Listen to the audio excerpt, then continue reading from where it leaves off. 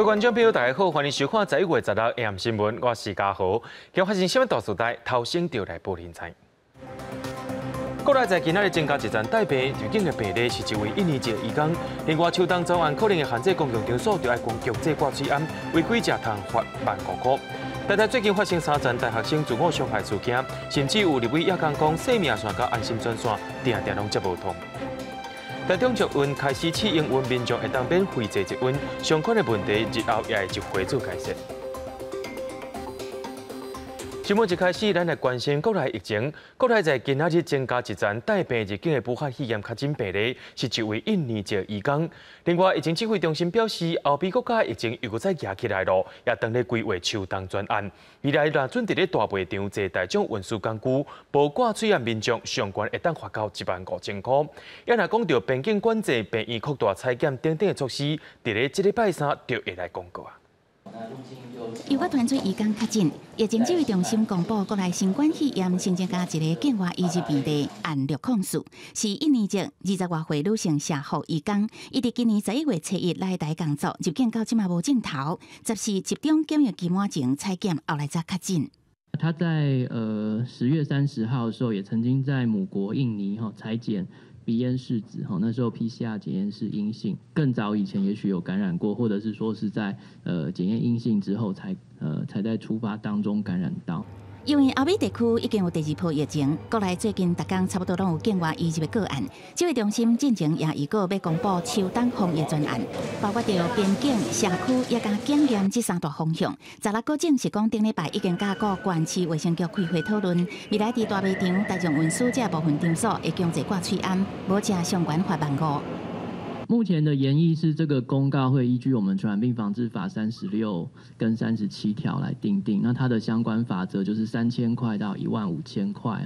若是检验的部分是鼓励病院扩大采检，会提供奖励金。我们是希望说采检的数量可以再增加，那我们会有这个奖励的措施，就是说如果医院有达到一定的这个目标值或者是百分位的话，我们会有相关的一些奖金。指挥中心强调，秋冬专案实施细节也甲配套措施，礼拜3、18会统一公布，也有简单说明单帮助大家理解。根据统计，11月16日为止，国内511例境外移入个案，有49例成分是外国籍移工，其中印尼籍有28例，菲律宾籍有21例。记者综合报道。讲到银行的理财专员甲客户的钱转做私人使用的行为是直接发生的。根据到金管会统计，这10年发生类似案件银行有22件，采罚的金额也未来到1亿7千万，却拢无吓惊的效果。金管会主委黄天木表示，未来这个处罚袂干那罚钱而已，唔爱愈罚愈重，银行的高层也会连带受处罚，对银行的评鉴也会扣分。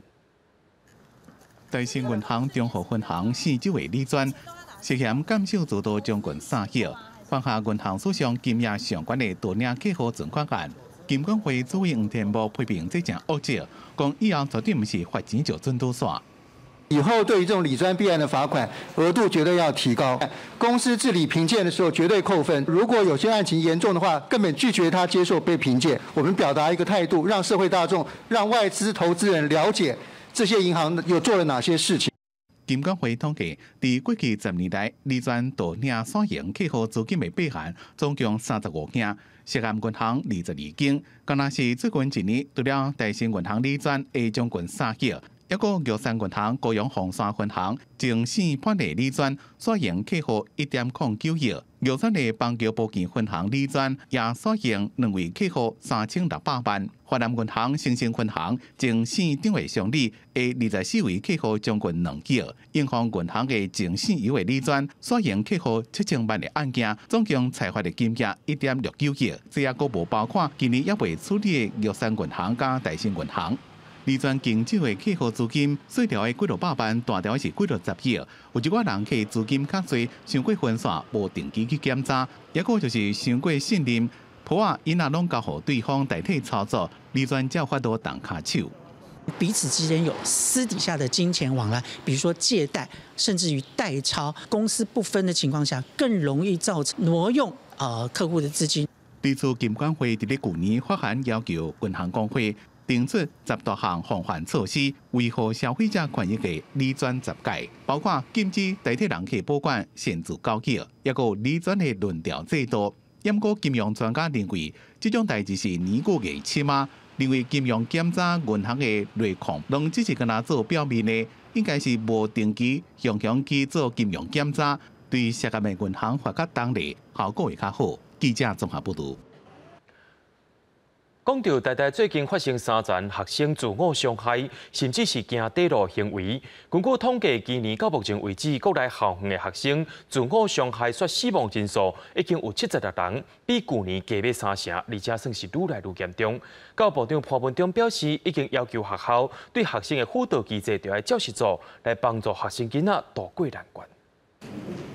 立法院国文会审查教育部甲国立大学的预算，真侪立委关心最近台大校园连续发生学生自杀的事件。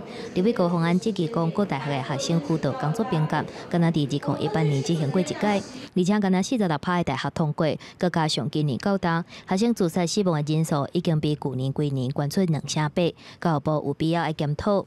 去年的数字是59位，今年还没有结束，已经升高到76位。那刚刚听到又有1000多位，还没有听到明确数字，所以看起来今年的数字是持续的升高。检视各大学变革无通过的主要原因，就是人力报告。立委积极讲，连台大医药咨商拢爱等真久。台大108学年总数31945个人，专任心理师资25个人，算内一个老师爱负责1277.8个人，佮无符合规定的标准。毋过校长关仲敏回应讲，学校内底佮有21个兼任的员工，每年嘛佮会新增加人力。交流版上面有很多人写，他说预约要等待2-3个礼拜，那这样的心理辅导的人力其实的确是有一些不足。我们是有25位专任，21位兼任。我们本来就已经规划下一个年度还会有6位的兼任人员，就希望可以弥补。3级辅导当中最重要的，还是希望能够从1级的能够有更多的甚至是全体的老师啊，都能够来关切。相关需要关怀的这样的孩子。潘部长表示，最近各大学都在进行期中考，学生的心理是更较需要关怀，学校会透过3级辅导机制来关心学生。教育部已经伫咧顶礼拜发文给学校，学生辅导的注意事项甲通报提醒，而且请校方进一步搬定开放性的场所，希望帮助学生会当伫更较优先的环境度过需要互支持的阶段。记者综合报道。大学生发生自我伤害以外，心理健康也搁再互人提出来讨论。着立委表示讲，卫福部的1995生命线甲1925安心专线定定拢卡袂通。生命线台湾总会也回应讲，因无摕卫福部预算，志工也拢是家己训练的，确实有人无够的问题。因也建议政府讲，会当整合生命线甲安心专线。受过专业训练的志工，一边甲民众开讲，一边伫咧电脑顶做记录，自做风险评估。研究立委质疑，目前卫福部伫咧设的2支心理救助专线，安心专线1925加生命线1995。去年1995卡入来有57万通，接通的19万通，接通率33%，担心会有一寡需要帮助的人无被发现。我们目前的无论是支持这个专线的费用，还有我们志工的这个人力都不足，因此我们会很希望政府可以在1925跟1995这边做一个资源整合。负责1995的国际生命线台湾总会强调，目前拢无接受卫福部的帮助，全台湾3000多位1995生命线志工拢是无薪水的，因拢爱升上志工课程，阁有8个月志工专业训练。其中包括考试，全部拢通过才通上线。因过志工大部分拢是退休年纪较大，暗时排班有困难，希望会当做整合。至于1995的部分的话，可能也后续我们要再看一下民间这一边提出来的一些相关的报告，那看怎么样去做一些辅导建议。卫福部讲，1925安心专线也是志工伫咧接听，差不多100位伫咧轮班。去年服务9万多人次，体检1万多通有自杀的意向。立委苏康辉强调，自杀防治目前有2000万的预算，希望卫福部针对人力追踪辅导做完整的检讨报告。记者综合报道。台湾当阳本地要代理德国的武汉肺炎疫苗，到尾也无代理成功，所以逼出内神通过几个内线交易。董事长林全也讲，怀疑是外面的人牵涉到内线交易。证券柜台买卖中心表示，当阳有提供会议的参与名单，目前也正在调查。另外，树林地检署也讲，因有类似案件，目前正在侦办当中。当阳代理德国 BNT 疫苗普及了后，外界质疑内线交易。虽然金管会柜买中心检调已经介入调查，议员加做立委质询的焦点，认为疑似是当阳说明无实在，才造成投资人重大损失。他没有向大众说明，他们只有这种不确定的这种授权。今天第一个阶段就是确认他的重讯发布的时点跟揭露的内容是不是完整，2个礼拜之内会做报告。当阳是伫10月12开记者会，宣布提到 BNT 疫苗伫台湾代理有条件受宽恕。10月15估计冲到84.3块，11月7宣布疫苗代理普及了后，11月7那个69.3块。为成交量来看，10月12下晡开提到受宽恕记者会进前，7、8两天的交易量分别是273张甲434张，12收盘交易量到2414张，宣布终止代理款进前交易量各冲到10715张，到底多一寡投资人用这么精准买卖？李伟在民众表示，当阳董事长林全对外表示，怀疑是外部的人牵涉内线交易，敢讲这是咧指卫福部的。卫福部谁参与这一次的会谈？可能不出10个吧。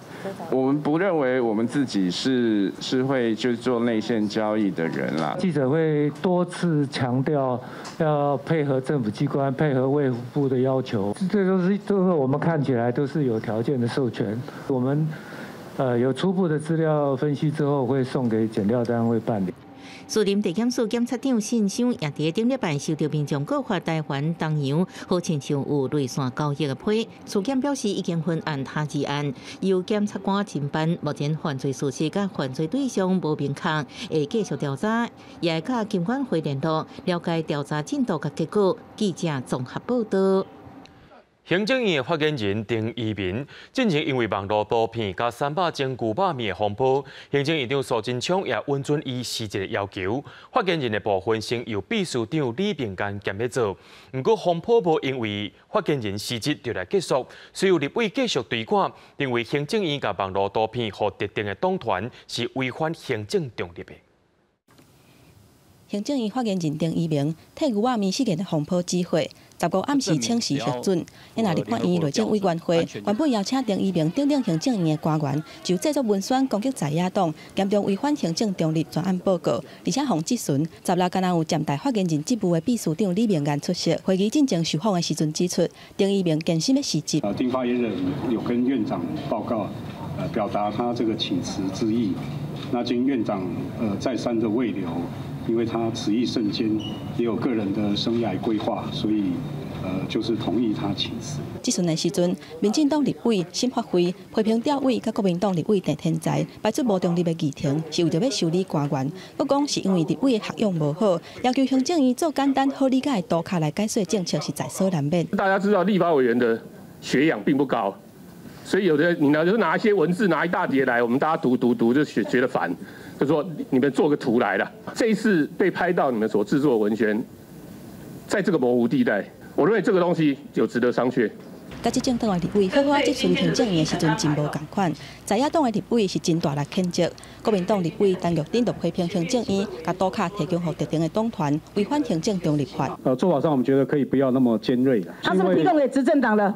执政党党团是不是这样子？对于这样的一个提供图卡有所要求。那当然，如果在野党有要求，行政中立法这些小编他们所做的事，难道不是在做这些事吗？他们的这些图梗图画，难道不是在攻击一些在野党吗？做这些事情，所以其实这些人当然是绝对是违反了这个行政中立法。牛肉面的风波并无因为丁一鸣请辞来撤落，丁一鸣捌抛出事主牛肉面的店头家谅解的简讯，不过却有店总经理出面来反驳，讲根本就无这个简讯。我并没有传任何的简讯给丁发言人，那也没有跟他有过联系方式。丁一鸣针对这点回应讲，鼓励简信是创书店的头家团的，受访的时阵讲到的是中庆路老店的姓陈的头家，会阁找时间去新海路总店，甲头家做伙食饭甲致意。记者综合报道。受到疫情影响 ，APEC 年度会议，这回改做是视讯会议，由国发会主委蒋明鑫甲行政院经贸谈判办公室的总谈判代表郑振中出席。这会针对着全球防疫甲国际经济做讨论。不过，国内上界烦恼的是由中国所带头的 RCEP 会影响到台湾的传统产业。经济部长王美花表示，这个影响无讲介大，也会找产业界来交换意见，想出应对方法。国发会主委蒋明鑫、行政院经贸谈判办公室总谈判代表郑振中，再去两个人做伙出席 APEC 商部长会议会前的记者会。咱若正式会议16暗时8点开始，到11点40结束。会议分做2场，参与国每一个部长发言的时间，敢若有3分钟，所以讨论的主题拢是甲经济议题有关系。我这次的发言会把握这样的机会，会表达出我们愿意在全世界的防疫或者是健康上，尤其是数位健康上做出更多的贡献。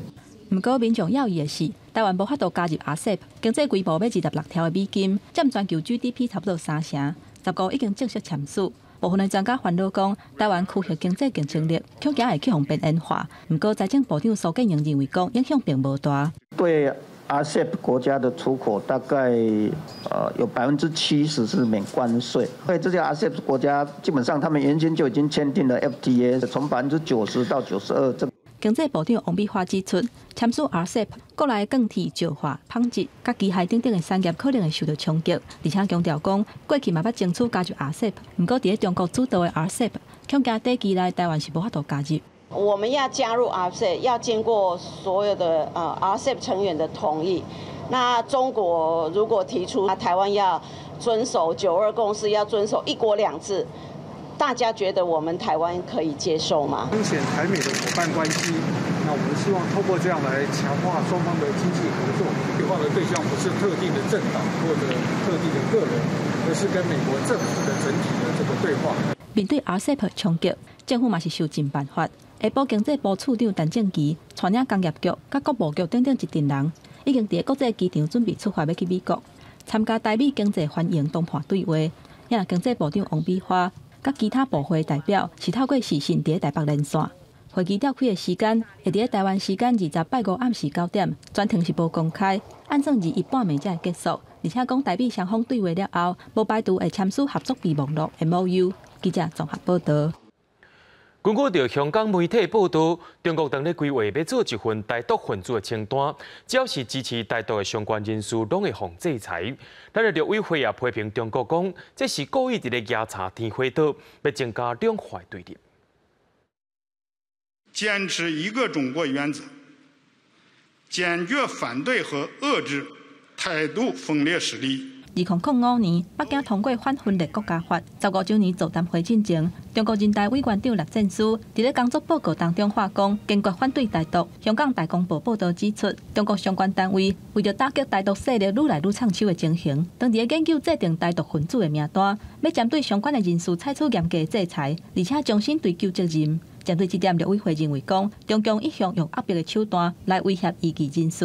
对岸刻意操纵此种极端偏激议题，意图恫吓台湾自我限缩审查，煽动两岸对立情绪，严重破坏台海和平稳定，只会徒劳无功，适得其反。陆委会话讲，北京当局应该放弃非理性、非和平的方式来处理问题，才会当避免高一名错误的行为，致使负面的效果。民进党立委陈定辉认为讲，这是恐吓外交，对两岸的发展并无帮助。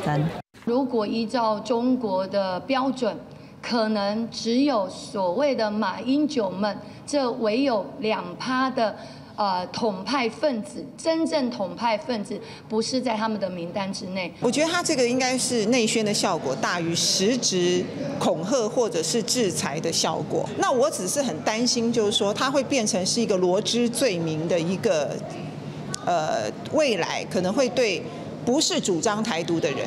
国民党立委陈立文是烦恼讲所谓台独的名单到底是为倒位来的？遐若中国真正对台湾恐吓，美国国务卿蓬佩奥捌伫美国总统大选了后讲，台湾并不是中国的一部分，引起中国的不满。陆委会主委陈明通伫美当时间18载起，会伫华府智库传统基金会一场视讯会谈，担任引言人，强调讲维持和平稳定的现状是台湾不变的承诺甲坚持。记者综合报道。对着阮的镜头来看在地上大条，面对着人口老化也个囝生少的问题，台北市长郭文德提出结婚补助的政策，认为囝生少全部拢是因为无结婚的问题。不过这项政策也有人质疑讲，结婚敢就一定会生囝呢？台北市联合婚礼真侪对新人伫台北市长郭文泰见证之下，进入你人生的另外一个阶段。这个场面嘛，互郭文泰有新的想法，伊提出结婚补助政策，鼓励民众先结婚，所来可以当抢救真低微生育率。因为我们不结婚的人数现在已经占到35%了，所以市长，你觉得鼓励结婚是解决少子化的一个好方法？不是，先决条件。这结婚补助完没效果，要补助进洞房。奖金不是鼓励结婚唯一的方法。要解决囡仔愈生愈少的问题，台北市政府原本就有生育补助措施，但为了因应高龄社会，佮看最近10年来台北市的结婚登记状况，民国100年有21000多对，但是为103年以后，逐档拢愈来愈少。108年登记结婚的无到15000对，但如何鼓励少年人结婚生囡仔？台北市政府全力规划相关的配套措施，希望上紧每年可以当实施。我们会先朝这个减轻年轻人养育子女的一个负担为主，让最后让他能够敢结婚，然后敢生小孩，这个是我们一个主要的一个方向。今麦什么物件拢贵，靠补助可以当提升少年人结婚的想法吗？民众对此看法无啥共款。一次的补助可能有限，但是如果对于那种冲动想要结婚的年轻人，可能还蛮有帮助的。可能有这个补助，这补助很好，那他们可能就去结了。对，但是会不会因此再产生生育率，那又是另外一回事。北市府希望透过结婚补助解决少子化的问题，嘛会当避免人口老化，但本地有算监视的用地应该用的所在，台北市政府坦白讲会审慎，也有全面评估。记者郭彩台北区台北报道。台中捷运伫今仔日开始试营运咯，真侪民众是赶紧来体检。台中市长罗秀燕表示讲，试营运期间的交通问题，相关的规划会伫通车进前全部改善。台中捷运试营运的头一天，这对拄刷落来的翁仔某早起就来体检。今开业来做啊，今仔日佚佗欢喜。不过台中捷运伫咧上铁站的开门时间敢若15秒，警示声单线的上尾1秒，门就会随关开。甲台北捷运、桃园捷运开门的时阵，各一个春秋的时间无同，都有乘客牌仔险去互门夹着。有民众试坐了后，发现台中捷运专线伫咧登完的时阵会出现声音。有学生表示，捷运免费试坐结束了后，要选择10公里免费的公车，还是捷运，可能爱伫咧费用甲时间点管各算一个。选择搭捷运，你到你学校大概还要应该10分钟就到了，很快。差不多15到20。可能要柔顺一点，可是就是在转弯的时候声音大一点。那个大音，我大的声音，我觉得我跟在台北坐捷运的声音是不大相同的。台中市长罗秀燕伫咧试营运的头一天早起9点来台中捷运上铁站来视察，针对上班时间1点钟以来有2000多人次表示真满意。试营运的期间嘛进行各种压力测试，通进行检讨改进。因为今天是第一天试营运，那未来的这1个月当中，我们会透过这样的一个压力测试哈，那来了解哈民众的需求或者哪些地方需要再调整或是改进。尖峰时刻的人流啊，一般来讲2000多人应该是一个正常的一个车流。台中捷运经过11年，总算是完工。11月16正式开放，予民众来试坐。若是一切顺利，预计伫咧12月19正式通车。记者综合报道。伫咧顶日有一位桃园客运的司机，对台北甲车驶登去桃园，驶到半中途却出现胸坎痛。虽然讲有甲旅客安全送到位，不过这位司机后来送病医了后是险无性命。司机也指控公司讲，毋但无认定是职业伤害，也要求伊着要请假扣薪水。桃园客运表示讲会顾虑到员工的权益，不过职业伤害部分要由政府机关在认定才对。桃园客运姓罗的司机，甲乘客送到总站了后，手摸胸坎，表情是真痛苦，连办公室的门都行袂到位。同事发现有各样，赶紧甲送病院急救。家属还阁收到病情危险的通知，加在有救回来。不过，伊真不满桃园客运无直接认定是职灾，佫要求伊爱请病假、事假。月季还阁封口甲干那剩万八。后每一天工时超过14点钟，姓罗的司机是真庆幸。我们镇长有来关心而已，其他的都没有来责任关心。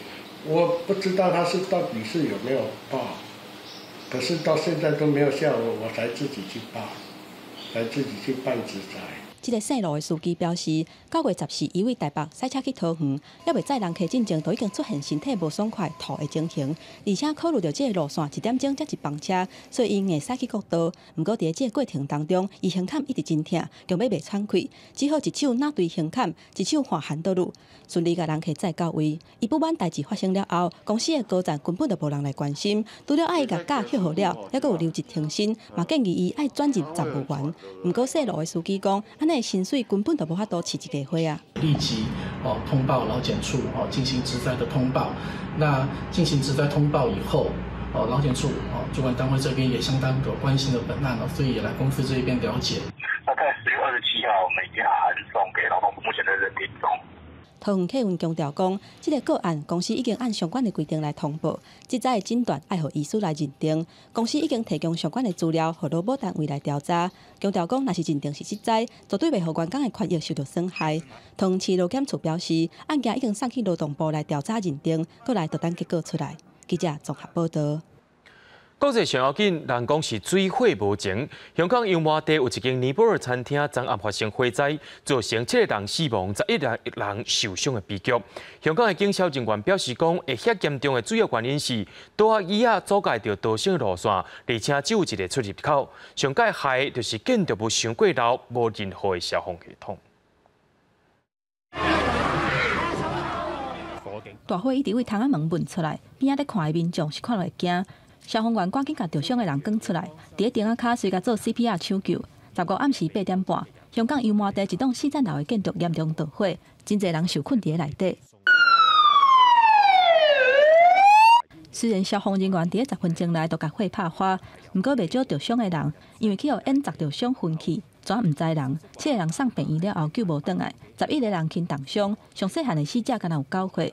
根据香港媒体的报道，导火的点伫一间尼泊尔的餐厅。代志发生的时阵，一群亲戚朋友当伫替囡仔庆祝生日，疑似是已经点倒的蜡烛，去用放伫门口的涂骹，了后去烧着隔音板造成的。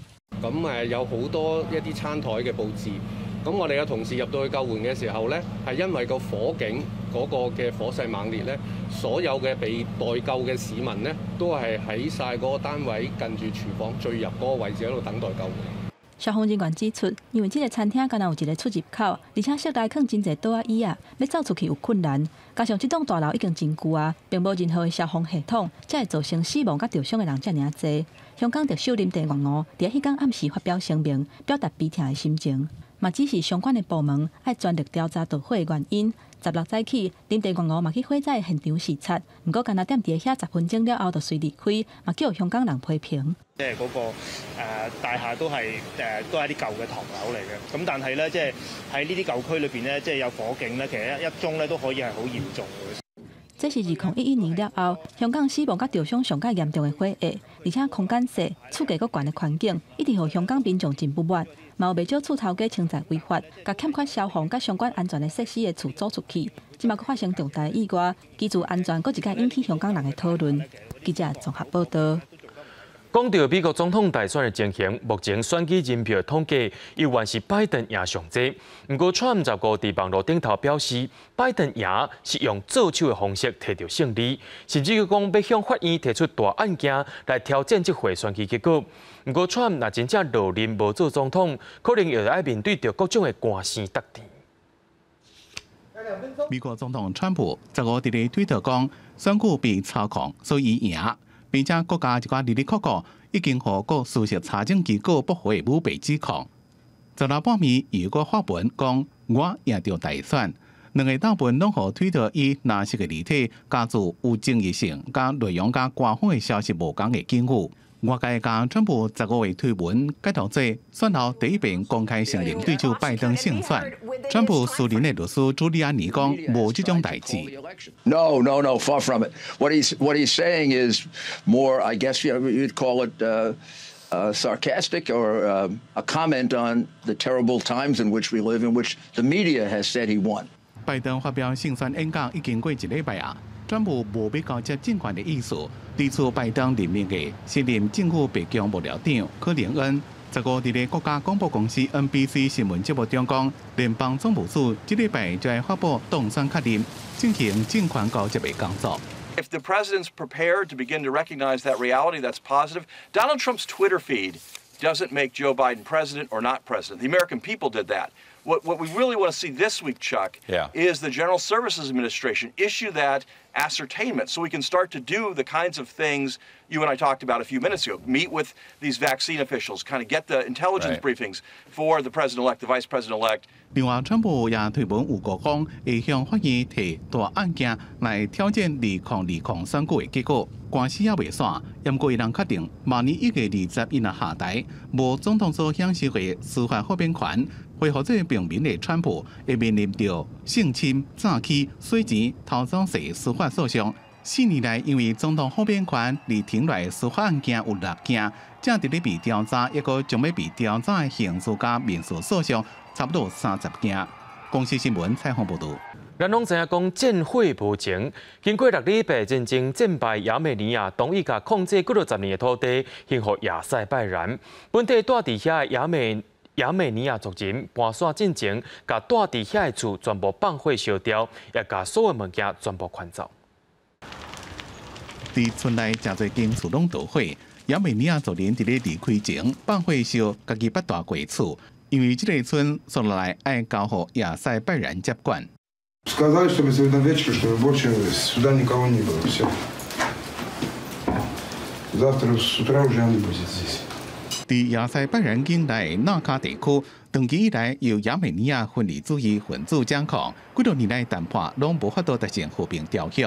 两个国家伫咧9月底又相战，经过6礼拜，也有5国、法国、美国3个国家伫咧朝，双方才同意达成停火协议，内容包括亚美尼亚归还1990年代初期战争所侵占的3个行政区。真侪人到处共甲变火装饰品甲家具扛起伫火车顶，以内有真侪人伫咧看家火。伫科尔巴贾高区即间修道院，也赶伫咧预告前赶紧搬走。 亚美尼亚族人真唔甘，因为这座修道院的历史真久啊，是当地信仰中心。不过，即马要互信伊斯兰教的亚塞拜然接管，恐惊会被破坏。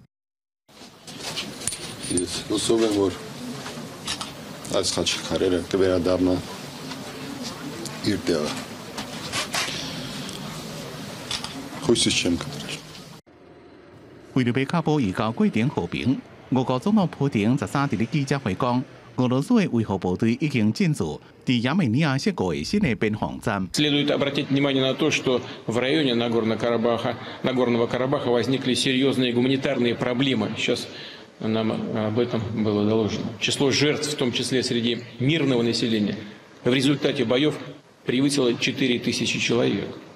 Раненых свыше 8000 человек. Количество беженцев действительно, по разным данным, исчисляется десятками тысяч.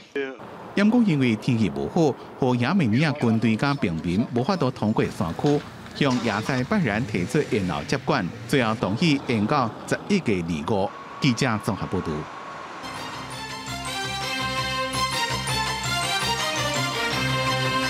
讲到这个拜5为福部全面健保会议，特别讨论健保费调整的提案。为福部的建议是讲，一个人1月日爱加纳100块左右。内面有的委员是主张讲，经济长礼拜上好先卖起价，也毋过也有委员来认为讲，健保的保费若准起，民众的健康才顾虑了会周全。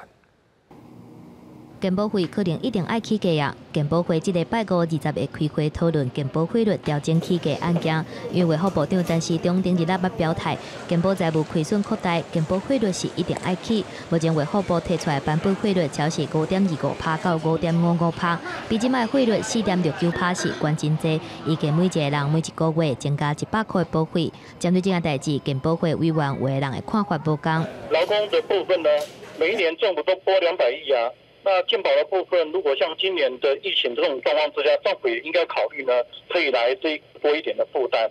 那健保费率是不需要做调整的。你这个时候调高保费呢，那告诉我们的医疗体系说，政府在这里会做持续的投资，会全力的一个相挺。那我觉得有特别的一个意义。卫福部表示，对人口老化甲薪油给付等等的影响，健保医疗支出会愈来愈多。虽望补充保费，但年资金超过400亿，不过3年前健保收支已经拄正转负，预计今年负债达到676亿。到今年底，健保安全准备金会无到1个月。照全面健保法的规定，健保是收支联动机制，才会当维持债务平衡，所以提案予健保会委员来讨论。明年如果安全准备第1.5个月的话，你就必须要调升，所以现在是根据这个机制要调升。若是外界团工行政院高层考虑疫情冲击经济，设定这波起价紧绷，也就是汇率唔通超过马政府时代5.17%。针对这件代志，卫福部是否认这项讲法，而且强调讲尊重健保会委员的决定。记者综合报道。为着要防止警察搁再食酒开车，高雄的前镇分局发起联署，希望警员的家属做伙来斗3工。前镇分局表示，大部分警员拢是休困期间食酒开车的，希望用联署的方式，家属做伙来甲警员约束。高雄最近发生过几落遍警察啉酒开车案件，各分局是想办法莫互代志搁发生。前镇分局就特别做好出来人的一张批。下加并且义务共同防制酒驾的联署书，请警察交互家人签名，希望出来人责任提起。也过有人讲，警察大人大警啊，爱家己负责。成人了不是应该自己负责任的吗？对，所以我觉得这个所长这个作为有任何实质的效用吗？完全没有吧。不一定说快30岁了，然后不能说不签这样的，还是得做好一个责任在。前镇分局讲。警察啉酒开车已经自记1支大过调职，改做记2支大过免职，对警察的家庭影响真大。警察啉酒开车大部分拢是伫休假的时阵，甲主来人斗阵的时间较长，才会请亲人斗阵注意。另外，分局内面的公布帮、便所甲网络社团也拢有打防酒驾的传单。给家属的这封信，其实我们的用意第一个就是说，有鉴于各单位远景在酒驾这方面。都是发生在休假期间，那所以我们希望能够跟家属一起来防治应该是分局的好意啦，毕竟如果上了新闻，也是很对警界是伤誉就是受害蛮严重的对我们个人也会造成损失啊。基层环境讲，知影分局是好意，家己也已经配合互家属签名。高雄市前镇分局讲，只是叫警察确实转达予家属知影，无强迫性，希望警察做民众的好模范。记者综合报道。这条同款是高雄的新闻，高雄路中拍无33张的老相片，16去到警察局备案，那公开会室内也继续找找老相片下落。不过，这款老相片拢是一位研究生所提供的，伊也表示讲，若准真正找无，会向学校要求赔偿，也会追究相关的责任。高雄路中16发动全校全面敲找，行政人员伫校长的办公室找到规个要变过，任何一个物件唔肯放伊煞，为着要找33张交互9年至13年日治时期的旧相片，包括着同学去日本旅行，后来游泳池畔上课甲大饼扫的相片，但是一直到16相片也是找无，校方面为这件代志出来回事咧。目前来讲，我们找了一个早上，物件暂时还没有寻获，所以因此我们还是得深深的对当事人表达抱歉的意思。高雄路中去年6月底用3300块费用向研究生黄彦杰借用一地时期女学生校园生活的相片来扫描，方便收入校史式留存。但是尾仔相片一直无行人。去年10月头一遍甲讨相片，秘书是回应讲还搁伫找相片，隔一年搁讲拍无去，想要私底下和解，但是相片所有人黄彦杰无法度接受，13要求学校爱赶紧找到相片并行义，无正有可能要提出告诉。高雄女中以学校名义捐给我本人指定的相关文史团体。那如果没有，雄女他们就下周法院见。教育局进行和雄女两单位进行详细调查，如果有相关人员疏失，则依照相关法令给予惩处。黄彦杰表示，原本认为对方是校校单位应该守信用，但是即马却是有照无行。希望校方面以后对亲像这种的重要的历史文物，无应该干那用一般的教育方式来做处理，爱当制定相关的标准流程，防止这种的代志再一次发生。记者综合报道。伫咧彰化田中高铁站边的下水池，本地是用来要互溪水通好抽提水池啊，有防治淹水功效。正选去互拼一寡手机大型的家具伫内面。经过调查，才发现讲是田中镇公所的清洁队甲废弃物违法乱拼。彰化田中的高铁特定区，为着预防落大雨淹水，设置几下堵洪池。因若伫咧高铁5路这个所在，发现互乌白迄千外立方公尺大型的废弃家具，抑个木材。13下晡，彰化县政府甲田中镇公所做伙去现场会勘。私人的袂扫你啦，公间之间会使带头违法。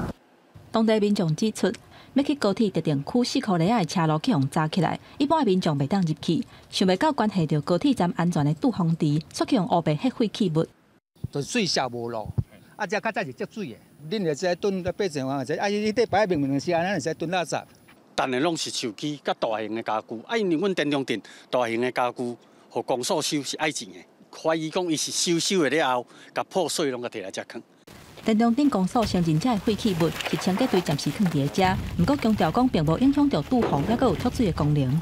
那很遗憾，那在地目上不符合的部分，那对部的部分也配合建设科会尽快将堆置在现场的树枝以及家具部分尽快给移除。去年彰化田中的高铁特定区因为废弃物导火，引起居民的疑虑。这个堵洪池去互民众检举违法抌物件了后，今年9月份，彰化县府嘛发文予田中镇公所，无同意这个所在互临时黑白抌物件，希望因爱另外找所在囥。那这个事情确实是违反我们彰化县的公园管理自治条例。那因为现在的公园自治条例并没有相关的法则，原则上就是会要求公所这边尽速把它清除完毕。彰化县相关处要求田中镇公所爱限期甲场地开放观众，若是阁无处理，无排除的依法，且相关的主管机关裁罚。因若田中镇公所是回应讲会赶紧处理，按算3天至5天就会处理好势。记者综合报道。农粮署伫进前有公布高丽菜种植的数量伤过济，本地掠准介绍的帮盘，毋过真有较贵哦，一斤40块，比应过20外块尔收较贵。农粮署也解释讲，即马收成的高丽菜是8到月仔掂落去的，山顶的高丽菜早就已经收成啊，平地是因为热阁无雨水，才会一直来起价。民众伫市场慢慢景买一寡菜，但是目睭拢想伫咧后菜类，架顶的高丽菜拢无人买。菜贩也是讲，今年高丽菜价销一直真贵，11月中啊，价销也是40块左右，甲往年一斤20外，价销差1倍，消费者一直话贵，买袂落去。平地的现在卖的话，一般市场的话，30几、40块都要。就是往年低的时候，大概是20块、20几块啊。高山高丽菜来说，其实现在1斤要到55，会不会觉得还是太高了？太高了，那个一粒起来都100多块。经过农产品批发市场交易行情站，大台北市场11月份前半个月高丽菜每公斤25块6，交易量3455.4吨，比去年同期每公斤13块，交易量3389.7吨，价销起价幅度达到96.5%。外界这个农粮署进前发布2届正常制这个订户，烦恼收成了后价销放盘，但是目前高丽菜一直起，农粮署是讲，即马采收的高丽菜是8月底9月初所种的，关山高丽菜提早采收，加上平地高温烧热少雨，地主着产量无亲像预测遐尼济。8月到10月天气非常的热，那有一些病害的关系，所以说产量比较少。正常的话，话，1公斤的高丽菜大概要收50吨到60吨哈。那目前收的话，大概就是只有30吨到40吨。差不多两成有哦，往年啦，15块钱左右上下，现在每公斤30块了。 随着产量渐渐增加，农民数表示，高丽菜后礼拜计销就会回稳，但是接下来都要搁面对11月份大量所种的高丽菜，连续伫春节进前顺利采收，恐惊还搁面临菜价崩盘。对这个代志，农粮署再三呼吁农民调整生产规划，分配减种，后续原来会提出配套措施来协助销售。记者综合报道。 伫咧台南后壁的无米路社区，有一个捌出产过冠军米的红英米厂，这13年来坚持无买厝农药，伊拢是用放鸭米入去田里食皮仔、食福寿螺，这款自然农法的方式也是上好的教材。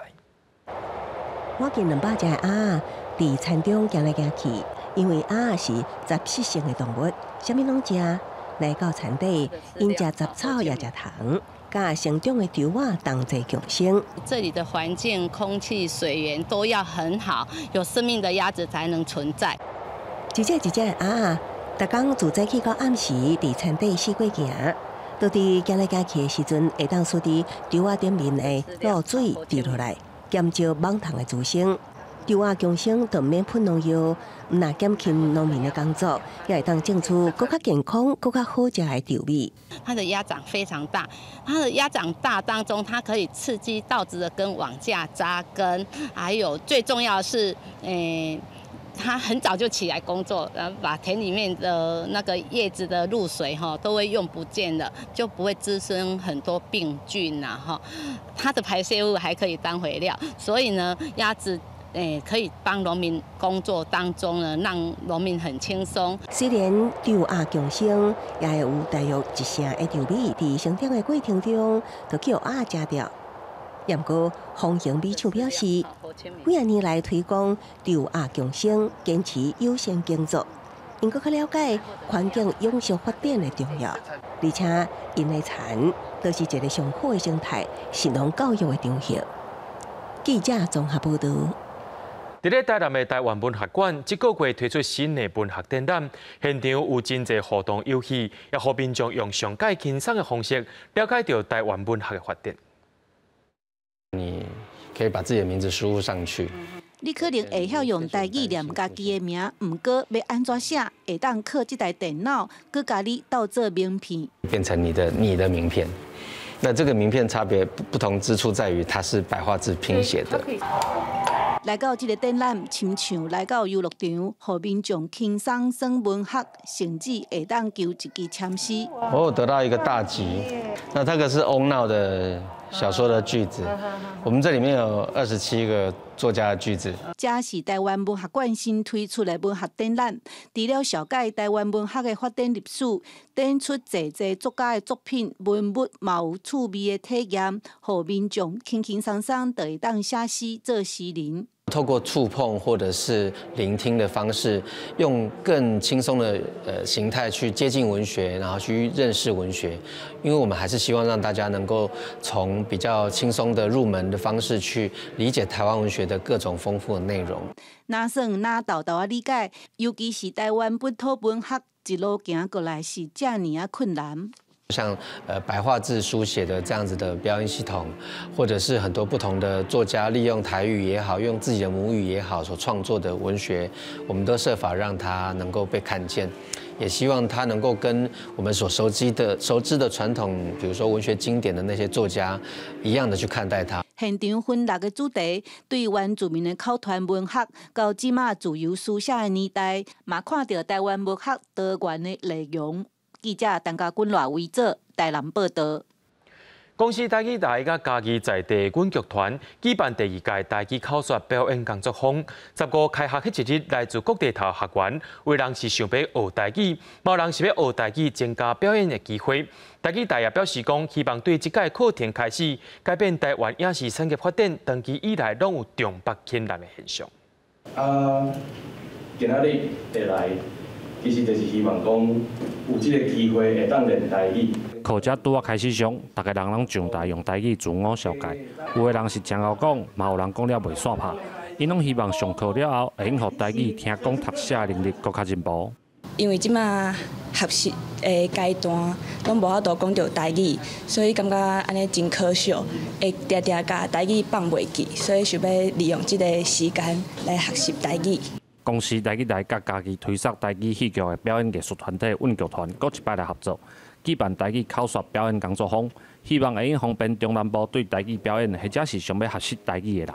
阮感觉讲，因为咱台湾的影艺啦吼，新闻传播大部分的资源拢伫台北，啊，所以拢疏忽着中南部民众的这个需求。所以阮希望讲，咱公司台语台吼，未来会让渐渐甲部分的资源往南部来互大家来分享。因为我感觉会在。 把台语变成我的表演一部分啊！我就会多一点戏剧机会啊。若是我搁较认真，我报名迄台语角色的较有才大啊，安尼。即摆课程，毋但会用台语来读剧，还有布袋戏口说的练习。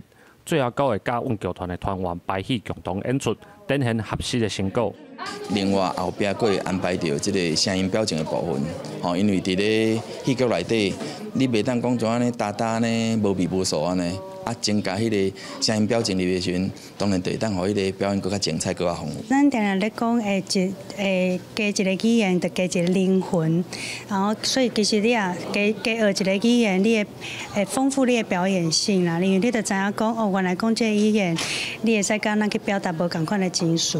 上课的老师表示，来上课的校员大部分拢加强会晓讲台语，透过一寡生活思虑的加强，希望互因会使有更较正确的表达，嘛增加对台语使用的认捌。恭喜台语台为你开创新未来。记者林慧婷家己报道。伫咧婚姻大西有一间真有气氛的海口故事屋，因过是日本时代增长官舍。 透过县政府的征收，让这栋60-70年的历史建筑重新再活过来，真会当伫遮办活动、看展览，也会当听故事。伫咧木造的日本建筑内底，一阵幼儿园的囡仔真认真咧做阿布达。另外一边嘛有长照中心的时代来咧参观，遮因过是婚姻大西的海口增长官舍。 自日本时代起好用较大的历史建筑，经过县府修复了后，即马正做海口故事屋。办好了呢吼，唔捌管这住宅，起只兴落去的起只住址啊。咱来遮娱乐，啊，就看一册呢，迄个吼袂歹啊。海口故事屋内底除了有故事册通好看，场地嘛会用来举办真侪无共款的展览甲活动，互大家会当更较了解世间各种的故事。进前嘛有新品的行动图书馆来到遮，5回接收的绘本，互囡仔看甲真欢喜。带他们来认识不一样的看书的那个情景，手作也可以增加他们手眼协调。透早10点到下晡5点拢有开吼，欢迎大家吼有时间会当来参观。 海口故事屋毋但是甲历史建筑重新再利用，提供外地来游客一个特别的景点，更加是互在地大人囡仔会当来遮听故事、看展览，促进人文交流的好所在。大家一起来看书。记者综合报道。最近天气在变化，明仔载气象咱也做伙来详细看。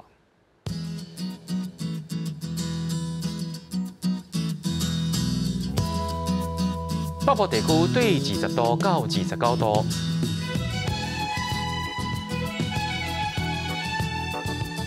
中部地区对20度到30度，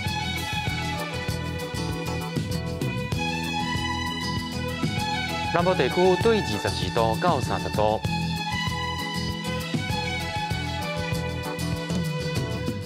东部地区对22度到27度。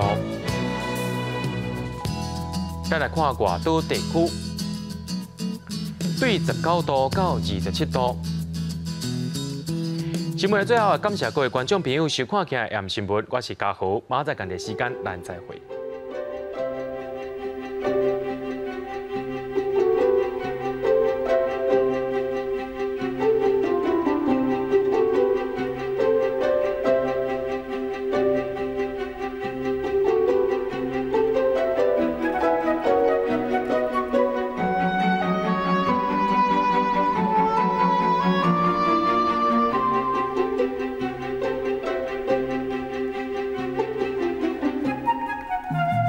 Thank you.